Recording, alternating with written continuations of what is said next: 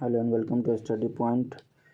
तो दोस्तों आज देखेंगे प्राचीन भारत का इतिहास का प्रैक्टिस सेट नंबर 3, मतलब एंशियंट हिस्ट्री का प्रैक्टिस सेट नंबर 3, जो सभी एग्ज़ामों के लिए महत्वपूर्ण है। और चलिए शुरू करते हैं। इस चैनल पे आप नए हैं तो इस चैनल को सब्सक्राइब कर दें और बेल आइकन दबा दें ताकि हमारे अपलोड किए हुए वीडियो का नोटिफिकेशन आपको मिलता रहे। तो चलिए शुरू करते हैं आज का एंशियंट हिस्ट्री का प्रैक्टिस सेट नंबर 3। तो पहला क्वेश्चन है इसमें प्रैक्टिस सेट नंबर 3 का, निम्न में से कौन सा महाजनपद उत्तर पथ और दक्षिण पथ के बीच संगम का कार्य करता है? तो कौन जनपद है जो उत्तर पथ और दक्षिण पथ के बीच संगम का कार्य करता है? तो ये जनपद है सूरसेन, ऑप्शन बी सूरसेन। और सूरसेन महाजनपद जो है वर्तमान पश्चिम उत्तर प्रदेश में था। ये जो था सूरसेन कहाँ पे था? अभी वर्तमान में जो पश्चिम उत्तर प्रदेश है, पश्चिम उत्तर प्रदेश यहाँ पे था। और इसकी राजधानी कहाँ थी? सूरसेन की राजधानी थी उस टाइम में मथुरा। सूरसेन राज्य की राजधानी कहाँ थी? मथुरा। नेक्स्ट क्वेश्चन नंबर 2 है हमारा, ब्रह्म वेद किस वेद का दूसरा नाम है? तो ब्रह्म वेद किस वेद का दूसरा नाम है? तो ये अथर्ववेद का दूसरा नाम है। ब्रह्म वेद जो है अथर्ववेद का दूसरा नाम है। अथर्ववेद की रचना जो है अथर्वा ऋषि ने की थी। अथर्ववेद की रचना किसने की थी? तो ये की थी अथर्वा ऋषि। अथर्वा ऋषि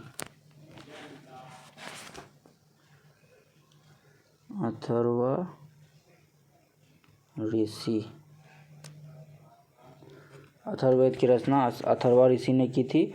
और इस अथर्ववेद में यज्ञ में ब्राह्मणों के लिए वेद का प्रयोग होता है। अथर्ववेद में ब्राह्मणों के लिए वेद का प्रयोग होता है। नेक्स्ट क्वेश्चन नंबर 3 है, श्रावस्ती 16 महाजनपद में से किस महाजनपद की राजधानी थी? 16 महाजनपद जो है इसमें श्रावस्ती किसकी राजधानी थी? तो श्रावस्ती थी कौशल की राजधानी। ऑप्शन ए कौशल की राजधानी श्रावस्ती।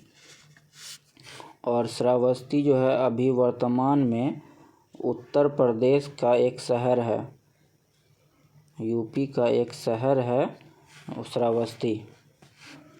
नेक्स्ट क्वेश्चन नंबर 4 है हमारा, नंद शुंग मौर्य हर्यक राजाओं के समय का सही क्रम क्या है? तो सही क्रम क्या है तो देख लेते हैं। इसका पहले कार्यकाल देख लेते हैं, मतलब कौन सा शासक कब तक रहा शासन किया। तो हर्यक वंश का शासक चला कब तक? 544 से 442 12 ईसा पूर्व तक। तो ये हो गया। अब आते हैं मौर्य वंश पे। मौर्य वंश कब से कब तक चला? तो मौर्य वंश चला 321 ईसा पूर्व से 321 ईसा पूर्व से 187 ईसा पूर्व तक। 187 ईसा पूर्व तक। उसके बाद आया है शुंग वंश। तो शुंग वंश का शासन कब से कब तक चला है? शुंग वंश चला 187 से लेके 75 ईसा पूर्व तक। 187 से लेके 75 ईसा पूर्व तक। 75 ईसा पूर्व तक चला है। आते हैं नंद वंश पे। तो नंद वंश का शासनकाल कब से कब तक है? 345 से 300 नंद वंश चला शासनकाल नंद वंश का रहा 345 से 321 ईसा पूर्व तक। 21 ईसा पूर्व तक। तो इसका कार्यकाल सही क्रम क्या है? तो इसका सही क्रम है हर्यक वंश 544 से लेकर 412 ईसा पूर्व तक, और दूसरा है 412 है ना, 345 से लेकर 321 ईसा पूर्व तक नंदवंश। नंदवंश पहला है हर्यक वंश, एक हर्यक वंश, दो है नंदवंश, तीन है उसके बाद 321 से 187 मौर्य वंश, तीन है मौर्य वंश और चौथा है शुंग वंश। तो सही कालक्रम है हर्यक वंश, नंदवंश, मौर्य वंश, शुंग वंश। तो ऑप्शन में किस ऑप्शन में है? तो हर्यक वंश पहला, नंदवंश दूसरा, तीसरा मौर्य वंश, चौथा शुंग वंश। तो पहला ऑप्शन सही है, option A right answer. Haryanka, Nanda और मौर्य और शुंग। नेक्स्ट क्वेश्चन नंबर 5 हमारा, निम्न में से किस राजा का उल्लेख अशोक के अभिलेख में है? तो किस राजा का उल्लेख है अशोक के अभिलेख में? तो ये है एंटियोकस द्वितीय, ऑप्शन सी एंटियोकस द्वितीय का उल्लेख है अशोक के अभिलेख में। नेक्स्ट क्वेश्चन नंबर 6 है हमारा, राजस्थान में नकोरा जी का मंदिर किसका प्रसिद्ध मंदिर है? नकोरा जी, राजस्थान में जो नकोरा जी का मंदिर है किसका प्रसिद्ध मंदिर है? तो यह है पार्श्वनाथ का प्रसिद्ध मंदिर है। पार्श्वनाथ जो है जैन धर्म के 23वें तीर्थंकर थे, 23वें तीर्थंकर थे, तीर्थंकर 23वें तीर्थंकर थे। पार्श्वनाथ के लिए ही प्रसिद्ध है नकोरा, राजस्थान का नकोरा जी का मंदिर। नेक्स्ट क्वेश्चन नंबर 7 है, कर्मकांडीय नीतिसार की रचना किस काल में हुई? तो कर्मकांडीय नीतिसार की रचना गुप्त काल में हुई, गुप्त काल में हुई। यह कौटिल्य की अर्थशास्त्र पर आधारित है। ये जो है कर्मकांडीय नीतिसार जो है कौटिल्य की अर्थशास्त्र पर आधारित है।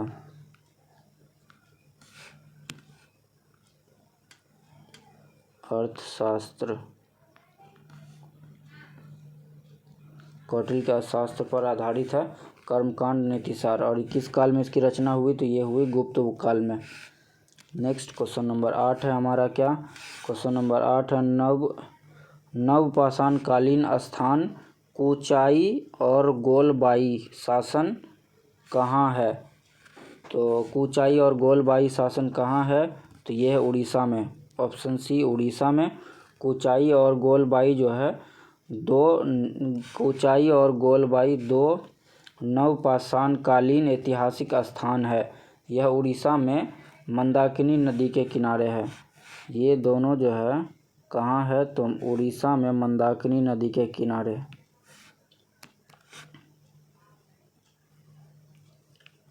उड़ीसा में मंदाकिनी नदी के किनारे।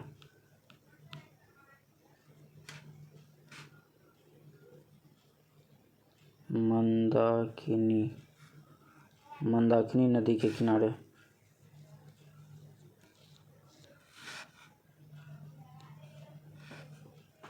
मंदाकिनी नदी के किनारे है उड़ीसा में कुचाई और गोलबाई स्थान। नेक्स्ट क्वेश्चन नंबर 9 है हमारा, क्या तृतीय बौद्ध संगीति कहाँ हुई? तो तृतीय बौद्ध संगीति हुई पाटलिपुत्रा में, ऑप्शन ए पाटलिपुत्रा में हुई। और तृतीय बौद्ध संगीति कब हुई? तो ये हुई 250 ईसा पूर्व में, 250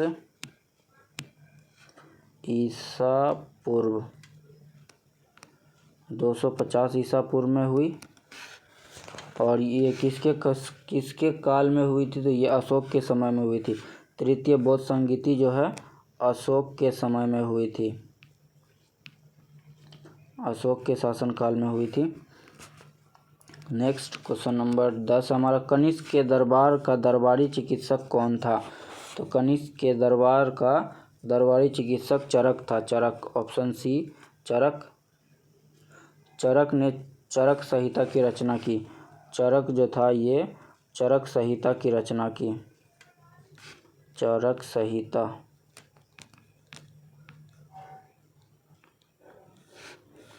चरक ने चरक संहिता की रचना की। नेक्स्ट क्वेश्चन नंबर 11 है कुसुमपुर किस भारतीय नगर का प्राचीन नाम था। तो कुसुमपुर किस भारतीय नगर का प्राचीन नाम था, तो यह पटना का प्राचीन नाम था। पटना जो आधुनिक बिहार का राजधानी है। अभी वर्तमान में पटना आधुनिक बिहार का राजधानी है और कुसुमपुर जो है पटना का प्राचीन नाम है। नेक्स्ट क्वेश्चन नंबर 12 कौन सी हड़प्पा सभ्यता की जगह भारत में नहीं है। तो कौन सी हड़प्पा सभ्यता की जगह भारत में नहीं है, तो ये चनहुद्रो भारत में नहीं है, ये पाकिस्तान में है। चनहुद्रो पाकिस्तान में है।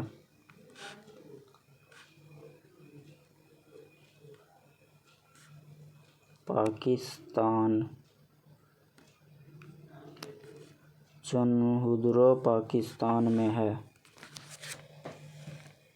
पाकिस्तान के सिंध प्रांत में है। चनहुद्रो पाकिस्तान के सिंध प्रांत में है और यहीं पे दूसरा ऑप्शन है श्री गंगानगर। तो श्री गंगानगर कहाँ है, तो ये राजस्थान प्रांत में, ये राजस्थान में है। श्री गंगानगर राजस्थान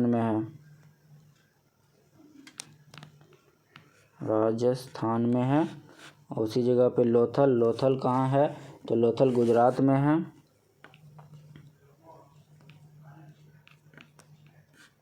लोथल गुजरात में। और रोपर कहाँ है, तो रोपर पंजाब में है। रोपर पंजाब में है रोपर। तो कौन नहीं है भारत में, तो ये चनहुद्रो नहीं है भारत में। नेक्स्ट क्वेश्चन नंबर 13 हमारा मोहनजोदड़ो का क्या अर्थ है। तो मोहनजोदड़ो का अर्थ है मृतकों का टीला। नेक्स्ट क्वेश्चन नंबर है 14 हमारा हर्षवर्धन के राज्य का समय काल क्या है। तो हर्षवर्धन के राज्य का समय काल है 606 से लेके 647 ईस्वी। ऑप्शन बी 606 से लेके 647 ईस्वी। नेक्स्ट क्वेश्चन नंबर है हमारा क्या 15 है कौन सा काल गुप्त काल के समान था। कौन सा काल गुप्त काल के समान था, तो ये वल्लभी काल। ऑप्शन बी वल्लभी काल जो है गुप्त काल के समकालीन था। नेक्स्ट क्वेश्चन नंबर 16 है हमारा समुद्रगुप्त की दिग्विजयों का उल्लेख किस अभिलेख में है। तो समुद्रगुप्त का दिग्विजय का उल्लेख किस अभिलेख में है, तो ये इलाहाबाद स्तंभ अभिलेख में है। ऑप्शन बी इलाहाबाद स्तंभ अभिलेख में है। नेक्स्ट क्वेश्चन नंबर 17 हमारा गुप्त वंश का प्रथम राजा कौन था जिसने महाराजा धीराज की उपाधि धारण की। तो गुप्त वंश का प्रथम राजा कौन था, तो ये था चंद्रगुप्त प्रथम।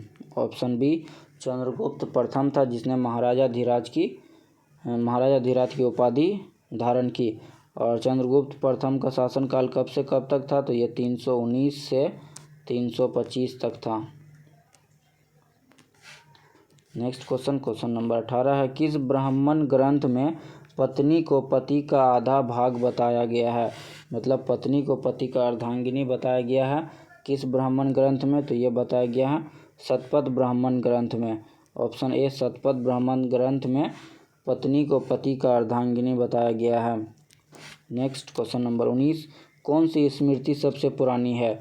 तो कौन सी स्मृति सबसे पुरानी है, तो ये मनु स्मृति। ऑप्शन ए मनु स्मृति सबसे पुरानी है। नेक्स्ट क्वेश्चन नंबर 20 योग दर्शन के प्रतिपादक थे। तो योग दर्शन के प्रतिपादक कौन थे, तो ये पतंजलि थे। नेक्स्ट क्वेश्चन नंबर 21 निम्नलिखित पल्लव राजा में से किसने प्रसिद्ध नाटक मतविलास प्रहसन लिखा था। तो किसने लिखा था मतविलास प्रहसन, तो ये लिखा था महेंद्र वर्मन प्रथम। ऑप्शन ए महेंद्र वर्मन प्रथम लिखा था। और मतविलास प्रहसन जो है एक प्राचीन संस्कृत एकांकी नाटक है। ये जो है संस्कृत एकांकी नाटक है। इसकी रचना किसने की थी, तो ये महेंद्र वर्मन प्रथम ने की थी। नेक्स्ट क्वेश्चन नंबर 22 कांची का प्रसिद्ध बैकुंठ पेरुमल मंदिर किसने बनवाया था। तो कांची का प्रसिद्ध बैकुंठ पेरुमल मंदिर किसने बनवाया था? तो ये बनवाया था महेंद्र वर्मन द्वितीय ने। ऑप्शन सी, महेंद्र वर्मन द्वितीय ने बनवाया था कांची का बैकुंठ पेरुमल मंदिर। बैकुंठ पेरुमल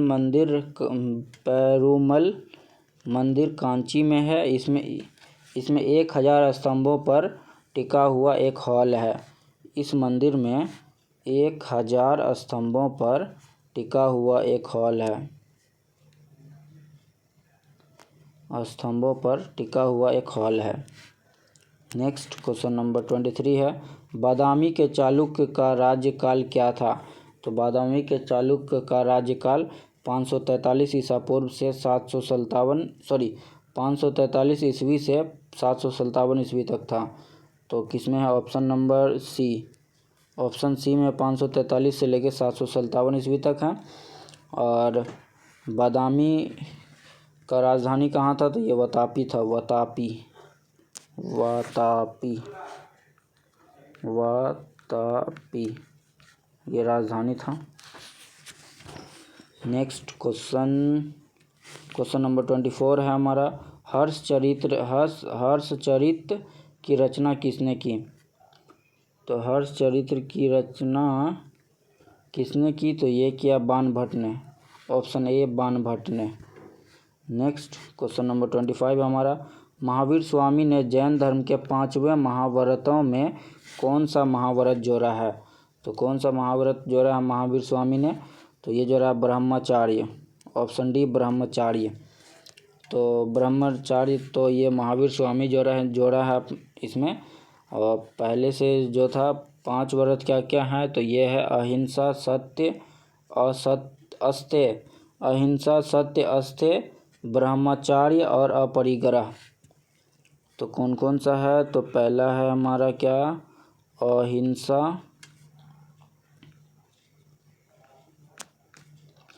अहिंसा, दूसरा है सत्य,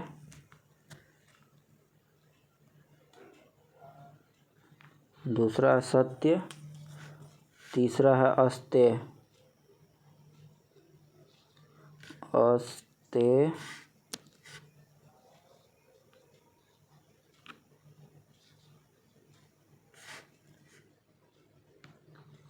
और इसमें चौथा है क्या? चौथा है ब्रह्मचार्य।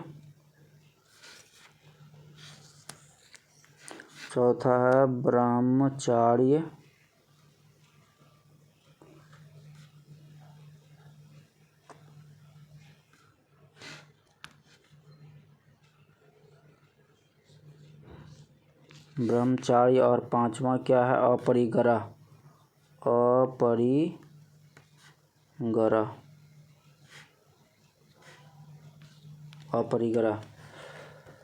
तो कौन सा महावीर स्वामी ने जैन धर्म के 5वें महाव्रतों में कौन सा महाव्रत जोड़ा है? तो ये जोड़ा है ब्रह्मचार्य। और उससे पहले से ऑलरेडी था अहिंसा, अस्तेय, अपरिग्रह और सत्य। नेक्स्ट क्वेश्चन नंबर 26 हमारा क्या? तृतीय बौद्ध संगीति किसके काल में हुई?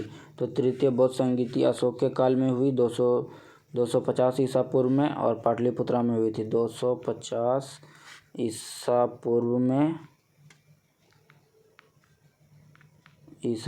हुई थी। और कहाँ हुई थी? तो ये हुई थी पाटलिपुत्रा में।